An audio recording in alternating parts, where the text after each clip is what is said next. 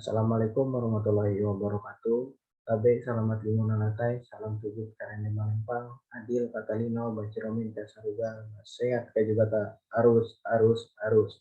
Perkenalkan nama saya Ahmad Adido, mahasiswa Universitas Palangkaraya dengan NIM 203020216021, Fakultas Keguruan dan Ilmu Pendidikan, Program Studi Bimbingan dan Konseling tahun 2020-2021. Video ini dibuat dalam rangka untuk memenuhi tugas akhir mata kuliah profesi BK yang diampu oleh Bapak Dr. Andes Sunario KI MPD dan Ibu Herda BR Ginting MPD.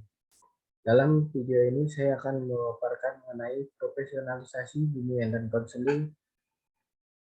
Untuk mempersingkat waktu, langsung saja masuk kepada materi yang pertama,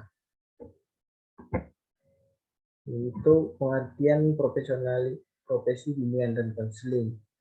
Banyak yang bertanya-tanya, apa sih profesi?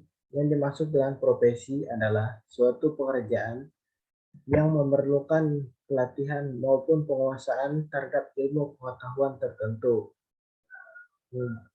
Profesi bimbingan dan konseling adalah suatu pekerjaan yang berkenaan dengan bimbingan dan konseling yang memiliki pengakuan asosiasi profesi, kode etik, sertifikasi, dan lisensi khusus untuk bidang profesinya. Selanjutnya, pengertian profesionalisasi bimbingan dan konseling. Profesionalisasi adalah suatu proses yang berlangsung secara terus-menerus karena dapat menjadi alat untuk mengembangkan dan meningkatkan diri bagi tenaga yang menjalankan suatu profesi. Hal ini berarti suatu pekerjaan yang dilaksanakan harus berdasarkan kriteria profesi yang terus-menerus berkembang, sehingga tingkat keahlian, tingkat tanggung jawab, serta perlindungan terhadap profesi menjadi lebih sempurna. Akan menghasilkan produktivitas kerja guru bimbingan dan konseling yang semakin lama semakin baik.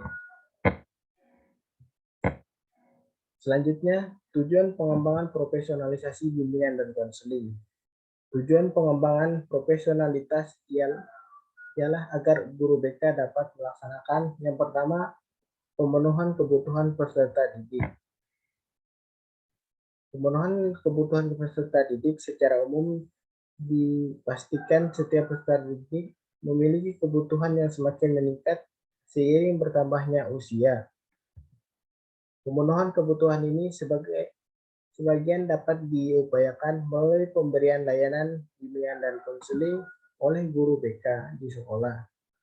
Yang kedua, penyesuaian dengan perkembangan ilmu pengetahuan dan teknologi, yaitu bertujuan untuk mengembangkan kemampuan guru bimbingan dan konseling dalam bidang ilmu pengetahuan dan teknologi, seperti contohnya melakukan konseling secara daring. Selanjutnya, ada penyelarasan dengan paradigma baru dalam pelaksanaan bimbingan dan konseling, yaitu penyelarasan dengan paradigma baru dalam pelaksanaan bimbingan konseling, yakni merupakan perubahan cara pandang atau pola pikir dalam memberikan layanan bimbingan dan konseling. Selanjutnya, prinsip-prinsip pengembangan profesionalisasi bimbingan dan konseling. Yang pertama yaitu berkeadilan. Hendaknya pengembangan diberikan kepada siapapun tanpa ada diskriminasi. Setiap guru berhak memperoleh pengembangan untuk meningkatkan kepemilikan keahlian hingga ke level puncak, sehingga dengan keinginan, motivasi, maupun kesempatan yang mereka miliki. Yang kedua yaitu terbuka.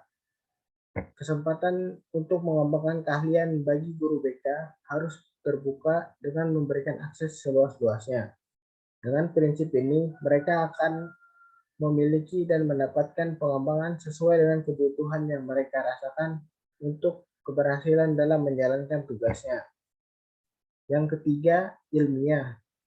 Pengembangan yaitu pengembangan yang didapat oleh guru hendaknya berdasarkan pada kaidah keilmuan. Ini berarti pengembangan ini harus dapat dipertanggungjawabkan dari segi teori, pendekatan metode, maupun tekniknya secara keilmuan. Yang keempat yaitu komprehensif.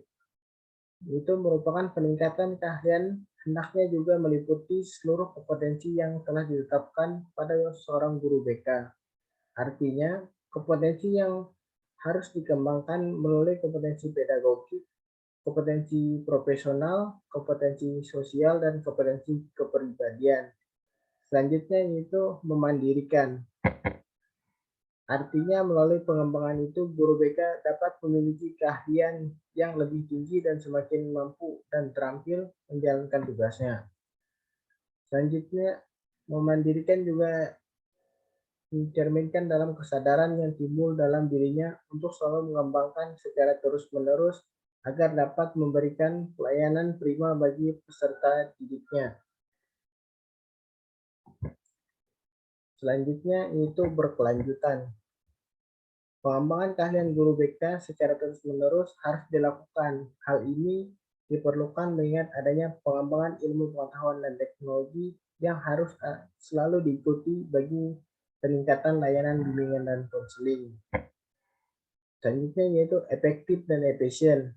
Dalam melaksanakan pengembangan harus efektif, yang berarti dapat mencapai hasil maksimal, yakni mampu meningkatkan kepemilikan semua kompetensi guru BK, penguasaan kompetensi yang semakin kokoh, sehingga pada akhirnya dapat memberikan layanan bimbingan konseling yang memandirikan bagi peserta didiknya.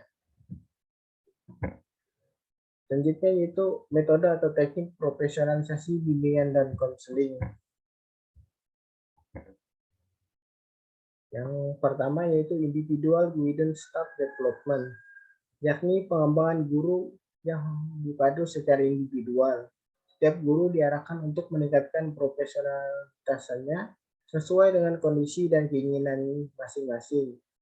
Setiap guru akan berbeda kegiatan peningkatannya tergantung kondisi. Misalnya, guru A melalui pelatihan teknik konseling, sedangkan guru B melalui peningkatan kualifikasi pendidikan. Selanjutnya yaitu observasi atau asesmen, yakni melakukan pengamatan atau penilaian terhadap kinerja guru untuk selanjutnya dilakukan pembinaan atas dasar kekurangannya yang ditemui ketika berlangsung pengamatan atau penilaian.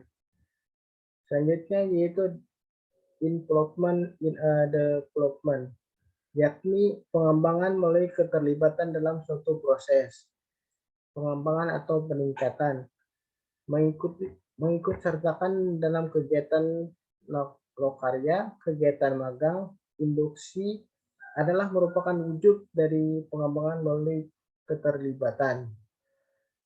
Dalam keterlibatan ini, seseorang akan memperoleh pengetahuan dan pengalaman berbagai pengembangan dirinya. Melalui kegiatan ini, mereka memperoleh kesempatan berinteraksi, berdiskusi dengan kolega sesama profesi, yang ini akan bermanfaat bagi pengembangan profesionalitasnya. Selanjutnya yaitu training, merupakan pengembangan melalui latihan berbagai macam diklat yang berhubungan dengan bimbingan dan konseling, diikuti oleh para guru bimbingan konseling agar keahliannya meningkat. Diklat dapat dilaksanakan oleh organisasi profesi APKIN maupun oleh institusi berwenang seperti Prodi Bimbingan dan Konseling, Lembaga Penjamin Mutu Pendidikan, Pusat Pengembangan Guru Bimbingan dan Konseling. Selanjutnya yaitu inquiry, yakni pengembangan melalui pemeriksaan atau atas kinerja guru. Bagi guru bimbingan konseling, pemeriksaan dilakukan terhadap dokumen laporan pelaksanaan pemberian layanan bimbingan konseling dalam kurun waktu tertentu. Misalnya laporan kerja selama 1 bulan, 1 semester, atau bisa juga dalam 1 tahun. Agar dapat pemeriksaan terhadap dokumen ini, selanjutnya dilakukan pengembangan pada bagian mana yang dipandang ada kekurangan atau kelemahan.